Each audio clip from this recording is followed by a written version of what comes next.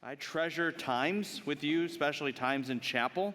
And so I'm always thoughtful of what to do during these moments because they're just so precious. They're so important to me. And so the question is what to impart in this limited amount of time, in this very strategic opportunity. And always my heart comes back to one theme, one topic, one subject, and that is the glory of God. Always. And there are really three reasons for this, why it's so much on my heart. For one, because our God is the center of everything. Everything in history, everything in theology. He is absolutely central. Everything is from Him, through Him, and for Him. We know that. And so what else are we to declare besides His majesty? And second, that being said, the irony is that it is so easy for us to forget God. It is so easy for us to move from true religion, which is focused upon and everything centered around an entire system around God and His worship and all things for Him, to ritual, where you just go through the motions. It is so easy to turn worship into just works, where originally everything is about our earnest desire, our heart's captivation to express the unexpressible, to be able to understand that God is uncontained, and therefore we cannot contain ourselves, to magnify Him, and then all of a sudden to lose that grandeur, that motivation, and just start focusing on what we got to do, what we have to do. And our concentration moves from earnestly desiring that every breath of our entire being be unto the Lord. It moves into just behavior. It moves into just activity. Brothers and sisters, if you think Christianity is just moral change, you don't have Christianity. There's lots of nice people going to hell. Christianity is not about being a nicer, skinnier, better looking, better behaved individual. Christianity is about the relentless pursuit of being like Christ, of honoring Him, of magnifying Him. And if we're not living that way, we're not really living as Christians. And it's so easy, though God is so majestic and so centrical and so centrifugal in that way, we just lose Him. We just lose Him in our lives. He just becomes out there and not in our soul. And so those are two reasons for why it's just so important to renew our minds constantly on God. And finally, here's the final reason. It's because the more you understand God, the more you realize how amazing He is. There is no greater subject, no more inexhaustible topic, no more eternal matter, nothing that goes as deep, nothing that stretches the brain, nothing that transcends the soul more than God. And my heart for you is that we would capture that this morning, that we would get a taste of His sovereignty in ways perhaps that we haven't thought about before, and to see His wondrous works and to see His triumph and victory and to just marvel at that. And through that then we echo the psalmist in our lives, that every breath and every thought and every action this day and every day should be for Christ. And His deliberate act of adoration, a deliberate act of devotion to Him. That we do all things truly, and we make all things, and we are in a sense like an artist in all things. Everything is crafted as an act of true love for the God who loved us first. And as I thought, well, what text can we go to figure that out? What text can we go to see all these wondrous things about God and to renew our minds in Him? the text that I wanted to go to was Daniel. You could go to any book of the Bible, truly, but I wanted to go to Daniel because Daniel is so profound. I've been in it for the past several months, and really, it is so profound and declaring relentlessly and persistently the supremacy of God. In fact, that's its purpose. Even the name Daniel demonstrates that reality. The word Daniel means God judges.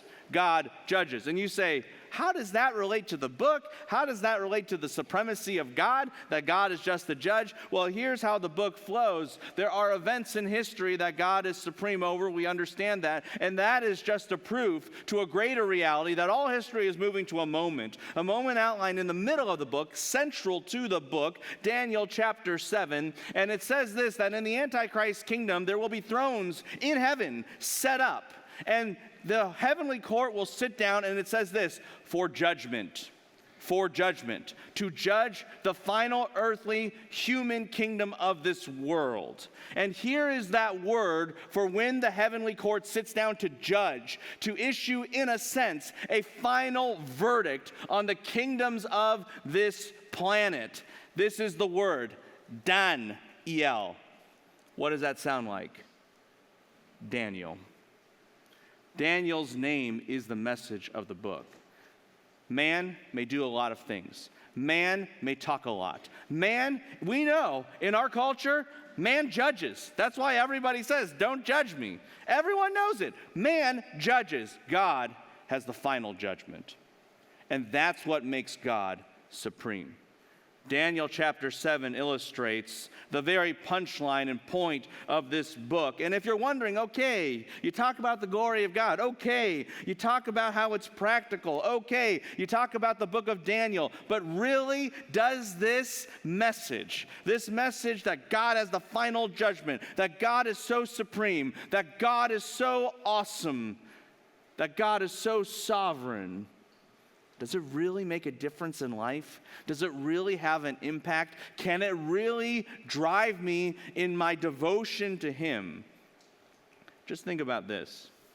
Daniel, when he was a young man, maybe even a little kid, some estimate between the age of 8 to 13 or 14, he was taken away from his parents. Maybe his parents were even killed.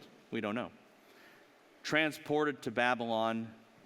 And as you read the book of Daniel, and as you see other people recount Daniel's life throughout the scriptures, you realize he was truly a man of integrity, a man without compromise, a man who was resilient, even though he faced massive challenges, whether that be pressure, political pressure from the king, educational pressure from the king. The man was thrown to lions, literally.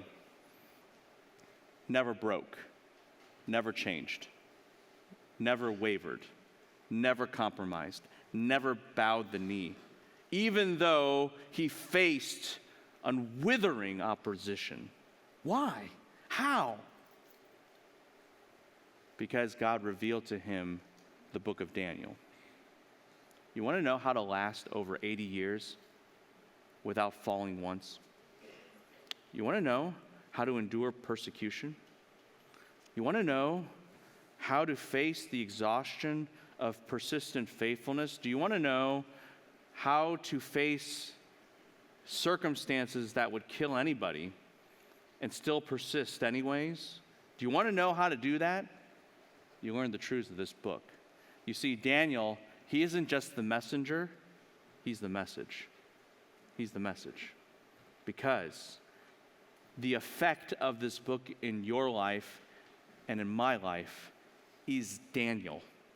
It is the person of Daniel seen in his life. This book is a practical book, and the truths in it are immensely powerful and effective. And so this is an amazing, amazing piece of revelation. And every part of it, from beginning to end, just declares with brilliant clarity the theme: God is sovereign, God is supreme. He cannot be defeated. He is resilient. He never loses. He is always in control. And that starts with the very first two verses.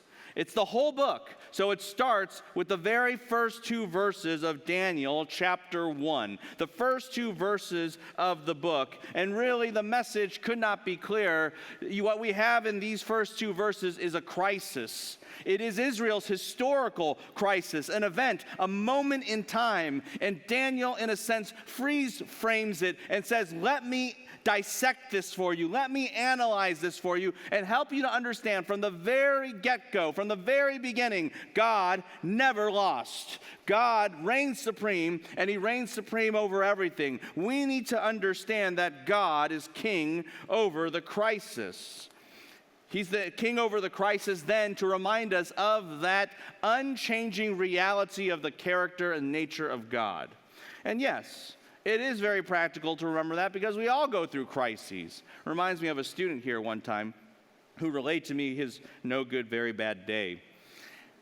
And he said, oh yeah, Chou, I was sitting at my home and I was sitting on the front yard and I just mowed it and manicured it. It looked beautiful. And I'm sitting in this nice chair, typing on my laptop a paper, and it was such a good paper. It's going to be like the best paper I ever wrote. And I was about to get a nice paying job. And so they were just going to call me. The interview went super well. I knew I got it. And I had a girlfriend, and I think we were going to get married. And so everything, the sun was shining. It's Southern California weather at its perfection, not like yesterday. So all that to say is that it was just the wonderful best day ever. Okay, then what happened? Well, life happens. What the guy forgot to do after mowing the lawn and manicuring it to perfection, he forgot to turn off the sprinklers. So all of a sudden, the sprinklers go on, spraying his laptop, frying it. And in his haste to try to shield his laptop, because that's the only place where he had the file saved, evidently, big mistake. And he falls out of his chair and tries to run out of his chair, and the chair falls on top of his legs, breaking both legs. Crazy. And as he's laying on the ground, broken laptop, sprinklers ruining the lawn, freshly mowed and manicured, he hears the phone ring. Can't get to it. Back then, they didn't have cell phones. They had these things called landlines, so they're locked inside your home kind of thing. And so he hears the phone ring once, then twice, then 3 times, then 4, 5, 6, 7, 8, 9, 10. And then it stopped ringing.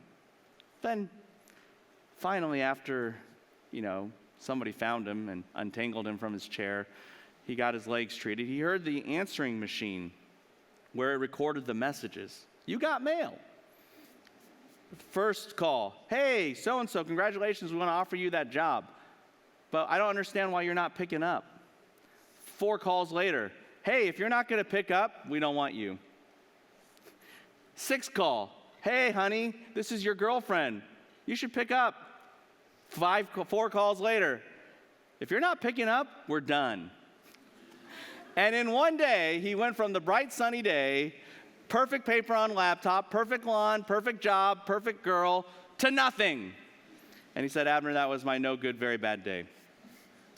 Now, being me, I just started laughing. Because it was kind of funny, right? This is the hubris of man. And he's happily married now, so we both had a good laugh about that. But in any case, we can have bad days where we look back later and we understand that was God's providence and it was kind of funny. But there are days where you have a real crisis and it's not funny at all. There's no laughing matter about it. And here's what you have to know. That in that moment, nothing is out of control. That's the temptation we have. At that moment, we think, there's something that's gone wrong. There's something that isn't right. There's something that's out of character. There's something that's not according to plan. This isn't the way it should be. And on one hand, yes, I recognize in a sinful, depraved world, there are many things that ought not to be because they are morally violent of the nature of God. We understand that. But on the other hand, we have to also understand that in God's decretive world, everything is the way it should be. Everything is the way that he ordained. There is nothing that is out of control. There is nothing that is not according to plan. There is nothing that is a mistake. And that is the glory of God. The glory of God is the greatest comfort to us because the God who can control the situation, and if we truly understand that he's in control, then we can rest assured there are no mistakes, there are no problems, there are no real issues. What God has guaranteed and what God has promised, it will be, because even in this moment, he is in control. He is the king of the crisis. But at the same time, it is the glory of God, because God is not like us. Often our struggle is this, and it is articulated so well in the Psalms. It says this in Psalm 50, "You thought I was just like you."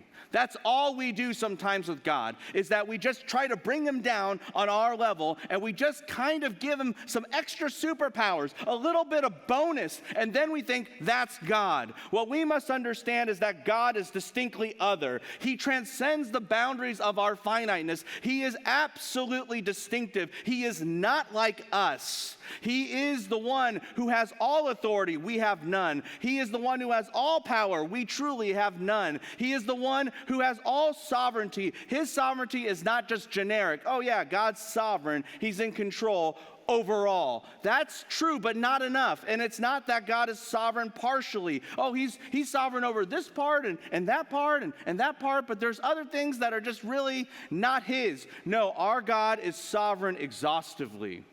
Our God is sovereign over every single thing and every single dynamic and every single factor. And we say, but how can that be exactly?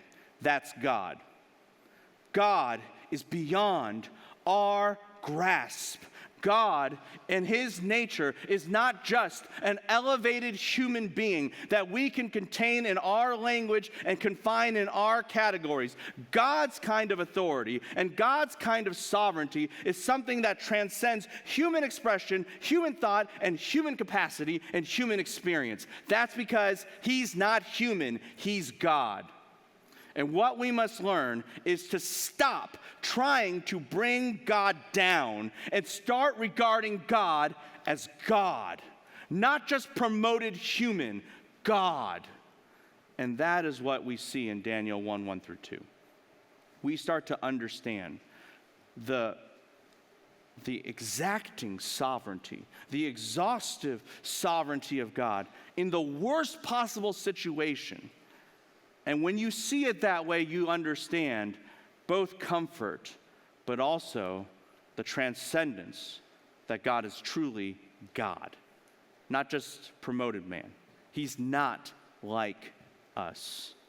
And so with this in mind, let's think through together these opening verses of Daniel 1 through 2. What we have in 2 verses is the circumstances and the calamity, and God is sovereign over both. He's sovereign over both. Verse 1, let's talk about the circumstances. That's what verse 1 provides for us. It provides us all the factors that surround the worst days, so to speak, in Israel's life. It's providing all the factors and dynamics and aspects that are involved circumstantially around the central moment of crisis. And what is then God in control of? And how do we know that? And how brilliant is it? Well, let's just walk through verse 1 a little bit. God is sovereign over the timing of things. God is sovereign over the timing of things. Notice the first phrase. In the 3rd year of King Jehoiakim, king of Judah. The 3rd year. This is the year 605 BC. Remember that for later. 605 BC. And a lot has been happening at this moment, and a lot has been happening in this moment that really marks a shift in Israelite history. You see, Israel, the nation, both northern and southern kingdoms, has been in a downward spiral. And in fact, the northern kingdom has already gone into exile. It's had total chaos. But the southern kingdom has remained. And relative to even the Davidic dynasty, relative to rules, the northern kingdom has always had ups and downs, always unstable, always uncertain, but the southern kingdom has always had a degree of pattern, always a degree of regularity, because it's always been a Davidic king more or less on the throne. There's a singular, unbreakable dynasty, but this year, 605 BC, everything changes. Everyone assumed, yeah, the northern kingdom, they're the disobedient guys. They're the ones who can't get their act together because they never side with Yahweh. Of course they're going to have ups and downs. Of course they're going to collapse. Of course they're going to go into exile. But in 605 BC, you learn a really shocking reality. You can go into exile too. It's not just those guys up north. It's you. You can go into exile. Because that's what happens. Daniel and his friends are launched into the first wave of exile, and this really is the beginning of the end. Everything changes. What you thought could never happen starts to happen. That's what happens in 605 BC. Let me say that again. What you thought could never happen starts to happen. This is a moment of crisis. That's the definition of a crisis. Crises don't happen if you know they're going to happen. That's just called normal. Crises are things that you don't expect to happen, and they happen. And this time is that moment where everything changes. Everything is different. But here's what's interesting. If you read Jeremiah chapter 25, it actually gives a different date for this event. It doesn't say in the third year. Notice, look at chapter 1, verse 1. It says the third year in Daniel. In Jeremiah, it says in the second year. And you say, wait, is that a contradiction? Why does one say second and the other one say third? That's not the same year. What's going on here? There is no contradiction, but there is something important to note, and that is this, that you can actually tell time differently. You can record dates differently. You say, what? No, you can't. Yeah, let me illustrate it for you. You know, in America, we say that today is March 24th, 2023. We give the date, or we give the month, and then the day, and then the year, do we not? But if you ask somebody from overseas, they'll tell you, why do you do that? Why not just give the day first, and then the month, and then the year? Smallest, bigger, biggest. It makes sense. And our response is, yeah, but we're Americans. And it gets into the larger debate that sometimes occupies the Chou household in tongue-in-cheek. My wife is from Europe, and she says, why don't you guys in America use the metric system? Millimeters. How many millimeters in a centimeter? 10. How many centimeters in a meter? 100. How many meters in a kilometer? 1,000. 1, 10, 1,000. Doesn't that make sense? How many inches in a foot? 12. Why? Biblical number. Clearly, that doesn't get very far, so I just have to pull out the trump card, which is this. Who got to the moon? America. And how did we do it? In inches.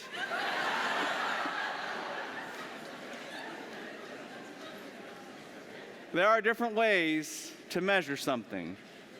There are different ways to calculate and express time and dates and the like. And don't miss this. It's not just that there's no contradiction in Scripture, amen. There's a reason why there's a difference. In Jeremiah says, let's start using the Babylonian calendar. Why? Because God has judged us. Stop trying to fight the judgment of God. Submit. I'm going to use the Babylonian calendar. But in Daniel 1:1, here's what Daniel says. Yes, I understand that Jehoiakim, king of Judah, that Nebuchadnezzar came against him and besieged Jerusalem. I understand that he was given into the hand of Nebuchadnezzar. I understand that God vessels of the temple were brought down to the land of Shinar, put into the temple of the foreign god. I understand that Israel was exiled, and this is the beginning of the end of the nation of the southern kingdom. I understand all that, but I will still use the Judean calendar. Why? Because Judah still reigns. Because Judah still is a nation. Because the king of Judah, not the human king, but the king of kings of Judah, is still the king on the throne. This is an act of defiance that says Babylon never won. Babylon is not the victor. Babylon is not the conqueror. Judah still prevails because Judah's God still prevails. This is the message to Israel. Israel, do you want to know about the timing? You don't tell time based on pagan time. You don't tell time based on what you see. You tell time based upon the sovereignty of God, that his time and his calendar and his metrics, they reign. That's what's going on here. Sometimes we think, oh man, this is just bad timing. This is just bad timing. This couldn't come at a worse time. Oh man, this is just the wrong place at the wrong time. False. False. God is in control of the timing. As small as that is and as significant as it is, that factor, the timing of exactly when things happen, it is under God's control. It is under God's perfect sovereignty. That is Daniel's cry here. Babylon did not take over. God still reigns. Judah still prevails. No matter what you see, God owns the time. That's what we need to understand. God is sovereign over your circumstances, including timing. And whenever you are tempted to think, oh, this is a bad time for that. Oh, I wish it wouldn't happen right now. God makes no mistakes. He's over the timing. He's not just over the timing, he's over tyrants. Look at the next phrase.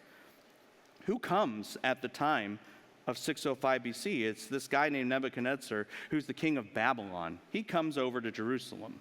And God is over tyrants, and that is so well illustrated in the life of Nebuchadnezzar, because by virtue of historical background, you would never pick Nebuchadnezzar to be a world leader. The guy could not be a winner from a historical background's perspective. You might have heard of this other guy, Babylonian, named Hammurabi. You know, he had the law code that we all appreciate. Well, after Hammurabi, Babylon completely fell apart. For 1,000 years. Actually, a little bit over 1,000 years. And you would never expect this nation, once great, but dormant and basically dead and disabled for over 1,000 years, to ever make a comeback. You never expect it. But then it starts to happen. 625 BC, Nebuchadnezzar's father, Nebuchadnezzar, starts to restore Babylon to power. He dies. And in 1 year, one single year. It's crazy. There's this battle. It's the battle of Carchemish, and all the big players are at the scene. And Nebuchadnezzar launches in, and he wins the battle. And because of the power dynamics, the military dynamics of that one battle secured a nation which was a nobody to become the world's superpower. The nation that was subservient to all other nations now becomes the world dominant force. Do you know what year that battle happened in? 605 BC, the third year of the reign of Jehoiakim, king over Judah. You think that's by chance? That in 1 year, the year that God wanted something to happen, that he raises up Nebuchadnezzar out of the dust, out of the ashes of Babylon for 1,000 years. He raises him up and says, now you're king, and you're king over the world. Do you think that's by accident? No way. And think about this. We just talked about the beginning. Think about the end. Nebuchadnezzar, and really the entire empire of Babylon, exists basically for 100 years. A little bit less than that. We could be a little bit more precise and say it existed for 70 years. 70 years, essentially. And you say, why 70 years? Because God said this to Israel. Because of your wickedness, because of your idolatry, because of your immorality, I'm going to send you into exile. Guess for how many years? 70 years. Jeremiah 25 makes that very clear. And so here's the simple message. Nebuchadnezzar raises when God wants him to raise, and God allows him to exist as king of the world for how many years? 70. Why? Because right at the end of that, God says the exile for Israel, they're going to come home at least, and therefore Babylon is no longer needed for its services. It's done. And for as long as they existed is exactly for as long as God said. Put it this way. It wasn't because of geopolitical factors, military factors, social, demographic factors. domesticated industrial factors that caused Babylon to cease. Why did Babylon last for the time that they lasted? One reason, because God said, this is your purpose. And when I'm done with you, you're done. That's it. That is the sovereignty of God. And history reverberates it. History illustrates it.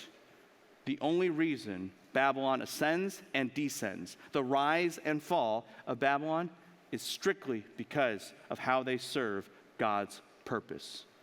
That's what is accounted there. God owns the tyrants. God owns the tyrants. When they come up, when they go down, and everything they do in between. He owns them. And it's not just that he owns tyrants, he owns the worst of them. After all, Nebuchadnezzar, as it says in the text, he's the king of Babylon. He's the king of Babylon. Why use Babylon? You could use tons of nations. I mean, God could have had China invade Jerusalem. That would have been interesting. But why Babylon? Where was Abraham from? Ur of the Chaldees. Chaldeans are from Babylon. And God says, where you started, you got to go back. We're going to start over with you. We're going to start from the beginning so that you can be like Abraham, every single one of you. And God had a purpose in raising up Babylon. It wasn't by accident. He is sovereign. And here's what you learn. God is over tyrants and God is over evil. Oftentimes when we watch the news, we can get so frustrated because we see this leader and that tyrant and that bad guy all on whatever you watch the news on or read about the news in. I mean, that's our frustration, and we just wonder, wow, they're just so bad. Get rid of them. Know this. All those tyrants and all those wicked leaders who do such wicked things, particularly wicked things against the saints, they are God's tyrant. They are God's tyrant. They cannot exist apart from the purposes of God. Nebuchadnezzar is the illustration of that. Once the 70 years were over that God decreed, he's gone. He doesn't last another second. Tyrants come and go based upon one thing and one thing alone, and that is how they serve the purpose of God.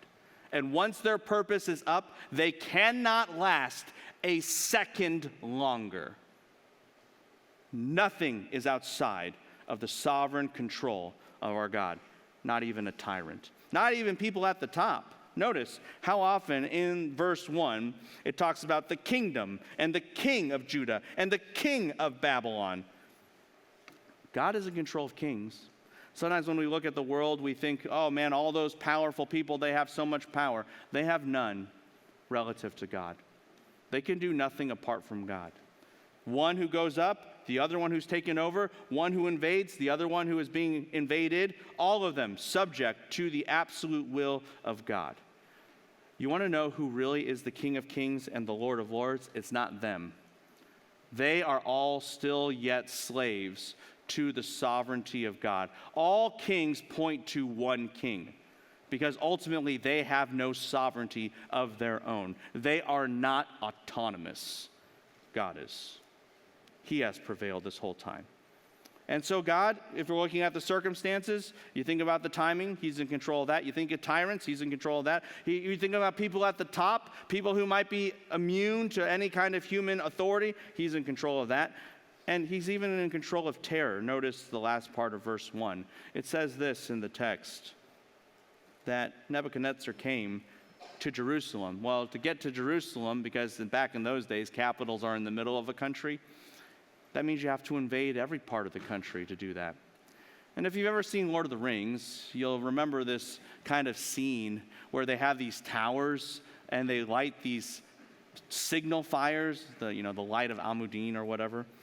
And you just see all these signal fires going from mountainside to mountainside, spanning the distance of maps and such.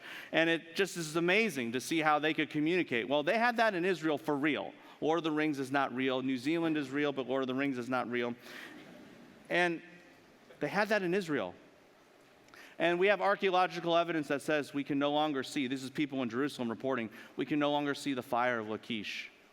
And what they saw was not the fires being set like in Lord of the Rings. What they saw was the fires being put out. And that just was a signal. They're coming. They're coming. They're coming. That's terrifying when you know death is coming. It's terrifying when you know the enemy is moving. You want to know what's even more terrifying? Look at the last phrase. Then they besieged Jerusalem. They besieged it. You want to know what's more terrifying than knowing death is coming? When death has you surrounded and you can't escape. That's terrifying. And here's the message that God has. Judah still prevails. The God of Israel, the God of Judah, is still the king. He's the one who controls the tyrants. He's the one who controls the timing. He's the one who controls the people at the top. And he's still sovereign when the terror is there too. He's the one who gave them over. He's the one who gave Israel over. He's the one who controls when things are so fearsome. In Israel, they have a saying that peace is just the time between wars. That's their worldview right there. They're always at war, so peace is just the interval when you're not fighting. That's all that it is. And we understand because there's no peace when there's war. That's why those are two opposite, mutually exclusive realities. I get it. But here's what I would say to you. Do you actually want to have peace when there is a war? The only time you will ever have peace in a war is when you understand that God is in control. The only time you will have peace when no one else on the planet has peace is when you understand that the God over that planet is the one controlling all things, and he prevails, and he is sovereign, and he has never let anything out of his control because he's in control of the terror of life as well. That's what we have to understand. That's what is going on. Daniel freeze frames this moment of 605 BC when Jerusalem falls and the first wave of exile goes out. Even Daniel himself, he freeze frames it and says, look at all these circumstances around it. Look at the timing. Look at the tyrant. Look at Nebuchadnezzar. Look at the people at the top. And look how scary this is. Look at the terror. And know this, all of that is under the sovereign control of God. He has never failed, and because of that, this too can be overcome. This too can be dealt with. This too should not be feared. Know this, for us, when you have a crisis in your life and you're looking around at all the different things, God is in control of every single one of them, to the detail, to the nth degree. And that's the glory of God. He's not just a little bit sovereign. He's not just sovereign over some things. He's not just generically sovereign. He's exhaustively sovereign because he's not like us. He's the true king. And that's just the circumstances. But you could look at the calamity itself. You could look at the disaster itself, verse 2, and you can see the sovereignty of God. And really, the thesis of verses 1 and 2, and 2 particularly, can be captured by the opening words of verse 2. The Lord gave. This is kind of embarrassing, but I remember reading this in English in the Legacy Standard Bible, and I'm thinking, oh, the Lord gave. I wonder if this is Yahweh, or if this is the word Adon, or Adonai. And then all of a sudden I stopped and thought, wait, in the Legacy Standard Bible, the word Yahweh is always translated as Yahweh. So if it's the word Lord, it means it's the word Lord. And I'm like, I cannot believe I translated this thing and I forgot the rule. I was kicking myself all over the place. Look, in your Bible, this should not be capital L-O-R-D denoting Yahweh. This is the word Adonai. Because we're not emphasizing, and Daniel here is not emphasizing that this is Yahweh, the covenant God of Israel. Is he? Of course he is. But the emphasis on his character is this: he is the Lord. He is the master. He is the sovereign one. He is the one who is in control. He is the one who owns all things. He is the one who has jurisdiction over all. And in that authority and in that power, he acts. And what does he do? It says this: he gives. He gives. This is the sovereignty of God. If you really analyze the word give, beginning, middle, and end, you see the sovereignty of God. You see his sovereign dominion. Why? Well, let's think about the beginning. You can't give something unless you own it. Have you ever thought about this before? For example, when my kids say, I'd like to give so-and-so a gift, my response is, go pay for it. You're like, that's cruel. No, that's honest. Like, if you're going to give them a gift, then if it's from you, it should be from you. Otherwise, you're just asking me to give a gift through you. That's all that's happening. And you're like, okay, good, teach a kid a lesson, I get it. But we do this all the time too, and just let me kind of give you some behind the scenes in the Bible office. Every year, we're graciously given chocolate by our executive vice president here at the university.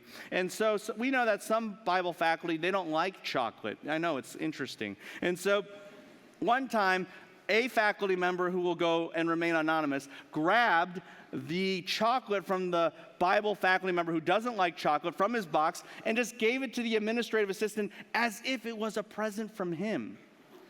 What he forgot was that on the back, there's a sticker that says, from the executive vice president to so-and-so. It's addressed personally. So the administrative assistant looks at it and goes like, this is for so-and-so, not for me. And the guy was like, well, we just know so-and-so doesn't like the chocolate, and so we just gave it to you. And she goes, can you do that? He's like, well, I'm the boss, so why not? And then on top of that, she's like, but you made it seem like it was a gift personally from you. And he's like, yeah, a little deceptive, but still, the heart counts, right? And all we know, that's what happened in the Bible office. So any case, but here's the point. If a gift is not yours, when you give it, it's not you giving it. For God to give anything over, for God to give and take away, what does it presume? He owns it. And in this case, he owns Nebuchadnezzar. He owns Jehoiakim. He owns them all. And giving implies and demands not only that you own it to start out with, but that you can direct it, that you have the sovereign power to move it somewhere. Well, God does that here. And not only that, giving truly something over means that you can execute it all the way to the end. That's what we have here. God is totally sovereign. God is totally sovereign. You want to know how sovereign he is? He owns everything, he directs it, and he finishes it. And no one can stand in his way. That is the nature of the sovereignty of God, and that is the thesis that we see in verse 2. You want to know how sovereign he is? He is that kind of sovereign, where he dictates where everything goes, and it goes according to his will, without opposition, without resistance, without fail. That is what happens. And so what is he sovereign in that way over in this collapse of Israel? For one, he's sovereign over defeat. What did he give over? He gave over Jehoiakim, king of Judah. That's whom he gave over. And at this time, like I said, in Israel's history, it was unthinkable that the Davidic dynasty could collapse. They sang songs about how the Davidic dynasty was impenetrable and formidable and could never fall. But it started to fall. Started to fall here. And for the first time, things started to change. Israel kind of had Disney movie syndrome, that no matter what happened, there was always going to be a happy ending. Didn't happen this time. And when they were tempted to question God, what does Daniel say? God did it. God gave. He has the right because he owns it. He directed it. He executed it. And here's the simple message. Don't confuse judgment. Don't confuse judgment for defeat. And don't confuse defeat with judgment. Don't confuse the two. Sometimes it looks like God lost because we're under judgment, but he never lost. He just accomplished his what? His judgment. And because he accomplished his judgment, he won. You may have lost, but he never did. He never did. God is victorious even when you look like you're defeated. God is victorious and God reigns even when it looks like you're under discipline. Notice the next phrase of verse 2. He didn't just hand Jehoiakim, king of Judah, over. It says he gathered up some of the vessels of the house of God. And you say, why does that matter? Because back in those days, and First and Second Chronicles particularly emphasizes this, the temple was a symbol of God's love for his people, a symbol of his relationship with them. And so even if, and even when, just some, not even all, just some of the vessels of the house of God are given away, Israel would have gotten the message. God is displeased with us. God is abandoning us in a sense. God is forsaking us in a sense, in his chastisement. That's what's going on. And here's Daniel's message. But who caused that to happen? God did. God's the one who handed all that over. God's the one who did all that. Brothers and sisters, when we're under discipline for the sins that we have done, God is not lost. And God has not lost control. That's actually when God really shows that he is in control. He's intimately involved in your life. And there are times we recognize too that you're not under discipline, but life is just tough and it feels like, operative word, you are abandoned and forsaken by God. Here's what you need to know. Even then, God is still sovereign and he has never left you and he is still in control and he is still with you. The sun shines even when the clouds block it. In the same way, God's goodness shines always, even when the clouds of trials seem to obscure his goodness. He is always present. He's victorious in our defeat. He's victorious in discipline. He's even victorious when it looks like darkness wins. It looks like darkness wins. Notice, where did they take these vessels? Where did he give them over? They brought them, that's Nebuchadnezzar brought them, notice it says, to the land of Shinar. Where's the land of Shinar? It's in Babylon. Where's the land of Shinar particularly? It's where they erected the Tower of Babel. Babel has always been the arch nemesis of God's people and the arch nemesis of God. The word Babel in Hebrew is the same word as Babylon. And you can just see Babel from Genesis 10 and 11 to Babylon, where God brought out Abraham, to Babylon that took over Israel, that Babylon all the way to the end of the whore of Babylon in Revelation 17. Babel and Babylon has always been the arch nemesis. And what does it look like here? Darkness wins. It looks like the arch nemesis has the upper hand. It looks like this is a big setback for God's plan because God was advancing and taking over and pushing back against Babylon. That's why he even brings Abraham out of where? Ur of the Chaldeans, as if Babylon can't have a hold on people and God can rescue people out. That's advancement. And all of a sudden now it seems like everything is turned around as you have to start all over again. We would call that a setback. We would call that a disappointment. We would call that an obstacle. We would call that a challenge. But here's what Daniel said. God caused it. It's not a setback. Sometimes in life we see bad guys win. Sometimes in life we face obstacles and we just think, man, this just sets us back. We may feel that way, true, but that's not the way it is. God never has a setback. God never has a defeat. God never allows darkness to win, truly. He is always sovereign, and his plan is always going forward. That's the truth of the matter. God is victorious not just in discipline or when you're defeated or when it looks like darkness wins. He's even triumphant when it looks like the demonic triumphs. Notice what it says in the text, that they didn't just bring these vessels to the land of Shinar, they brought them to the house of Nebuchadnezzar's God. They put them in that house. And you say, why did they do that? Because they wanted to show that Nebuchadnezzar's gods and Nebuchadnezzar's religion was better than Yahweh, was better than the gods of Israel. That's why they did that. It was a demonstration of superiority, an act of hubris. And sometimes, I remember in high school, when we were arguing about religion and Christianity versus other religions, people used to argue for Christianity in all kinds of interesting ways. It was pretty hilarious. It was all wrong. And they'd say, look, Christianity started more hospitals. Christianity has a greater social impact. Christianity has more care. Christianity has like a better philosophy and all this kind of stuff. And that's just not how you want to really tell the gospel, because you're not telling the gospel at all. But in any case, when something happened, and it seemed like arguments were on the other side, and it seemed like Islam or Judaism or name your other religion had the upper hand, people got discouraged. People got discouraged. Why do they have all the power? Why do they have all this? Why do they get the advantages? Why? And here's what we have to understand. In all of those situations, when sometimes it looks like pagan and secularism wins, they never did. They never did. It may look like that. It may look like God is subservient to them, but that's never true. God is the one who caused it all to happen. He's sovereign. You know, this story of bringing the vessels into a house of a foreign god just recollects something that happened in 1 Samuel. Do you remember that they took the Ark of the Covenant and they brought it into the house of the Philistine gods? Yes? And what happened there? Well, the idol starts to fall down and they had to pick it up. I think that's hilarious. Did you not get the message? If you have to help your own God up, maybe that God is no God. But anyway, they didn't get the memo, so they put it up, and then the next day, they see the statue there with its head chopped off, hands cut off. That tells the message a lot clearer. This is no God.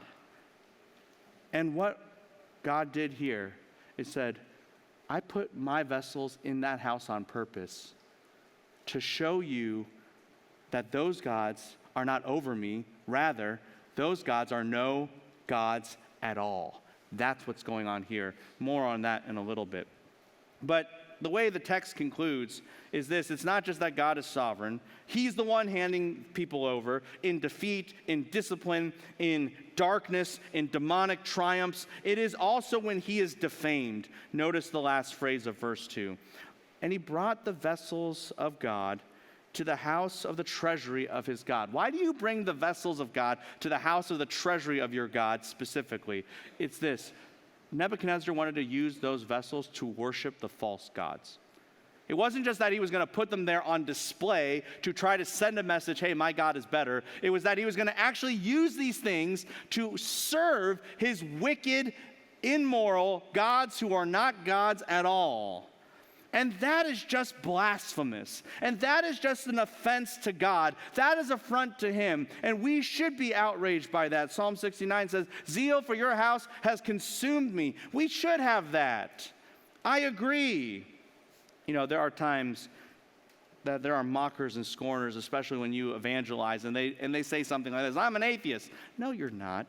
But yeah, okay, sure. And then they're like, look, I can prove there's no God. If there's a God, just let him strike me dead. And sometimes I pray in my flesh, please, Lord, just oblige. Just this once. You only have to do it once. We got YouTube. We can just set it over, you know? Is that right? No, it's not. But I think you understand the sentiment. And what we have to understand is God is not like us. He doesn't need a prop like that to prove himself. He is God. Whether that puny little man believes in him or not, it's irrelevant.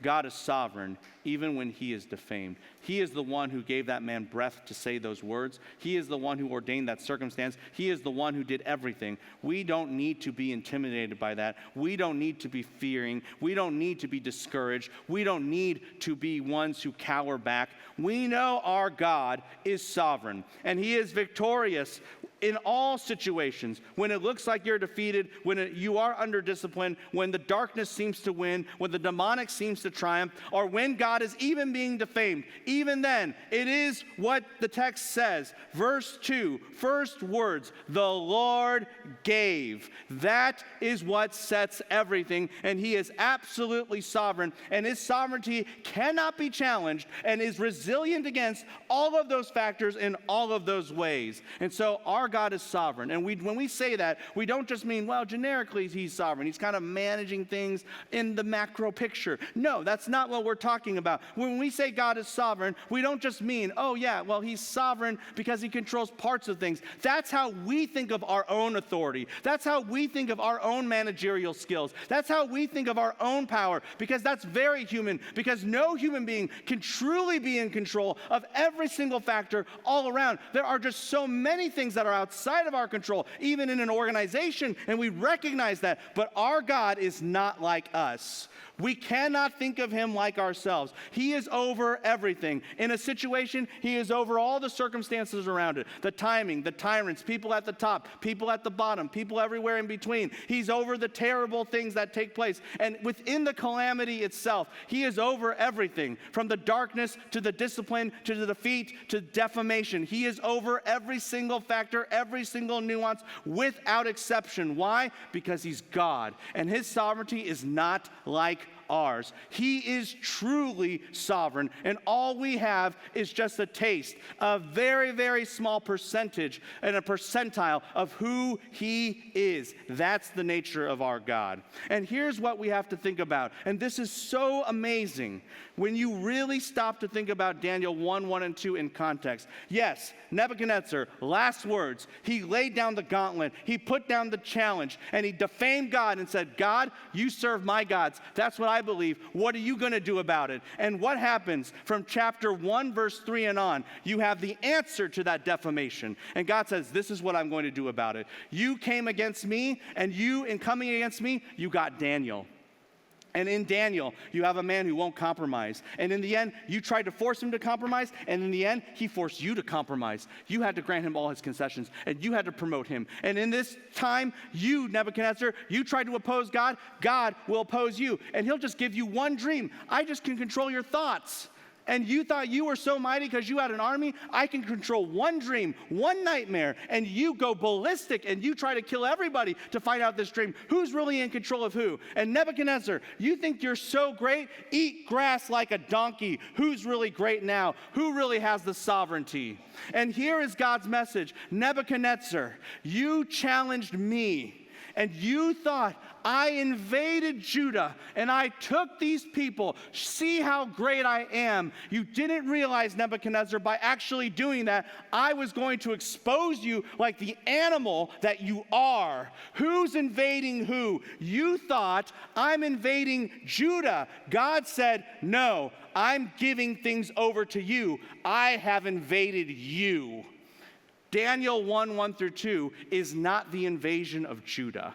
In the end, it is the invasion of Babylon by God. That is what is going on in this text. And when you understand that, then you understand our God, he's king no matter what.